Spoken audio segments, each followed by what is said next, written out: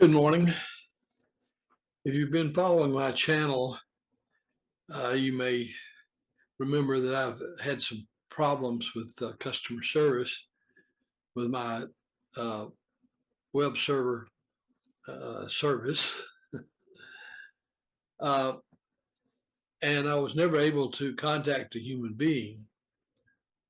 I got bounced back and forth by what I believe to be uh, AI software. The reason I believe that is some of my correspondence to them was um, just cleverly rearranged to keep me pacified, I guess, because they never did anything. Um,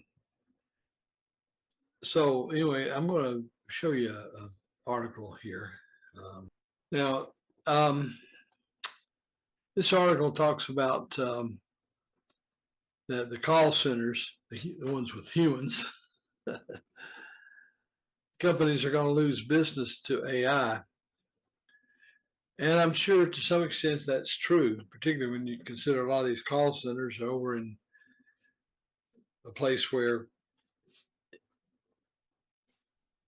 you have trouble communicating and understanding folks. Um, the American-based call centers have pretty much been gone for a couple of decades now. But anyway, this person talks about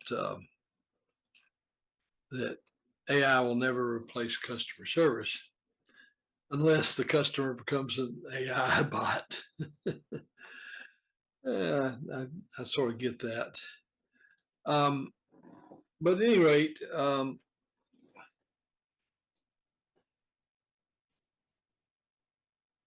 I spent my whole career as a computer programmer.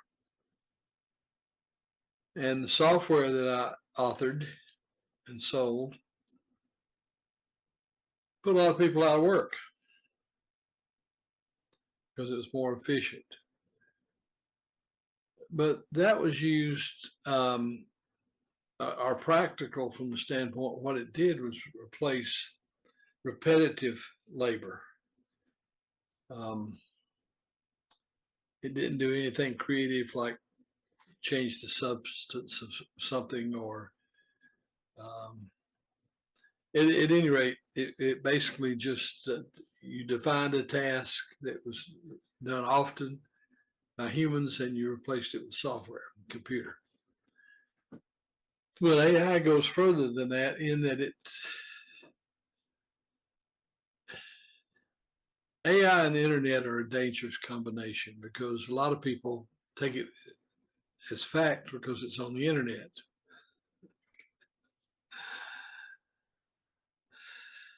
Which accounts for a lot of our ongoing political issues. But that aside, the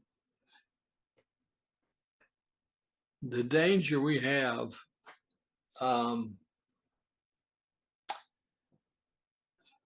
you're probably not old enough to remember the cartoon series called The Jetsons.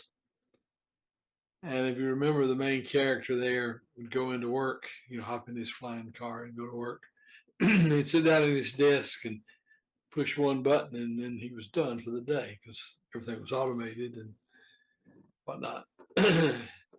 um, so the danger is twofold. Number one, I think human beings need a challenge. I'm going to say something here that's going to get a lot of flack, but for example, our institutes of higher learning are really just incestuous in that you got the people from the same institution going through all the steps, and then they in turn become part of the institution and teach those steps. If it were up to me, to be awarded a PhD would require some kind of original research. not just regurgitating research done by other people. So, and it is to some degree. I don't want to. I certainly want to not offend the most of the PhDs who actually earn theirs. But at any rate, we're in a time in our history as human beings that I think we ought to be capable of independent thought and skepticism.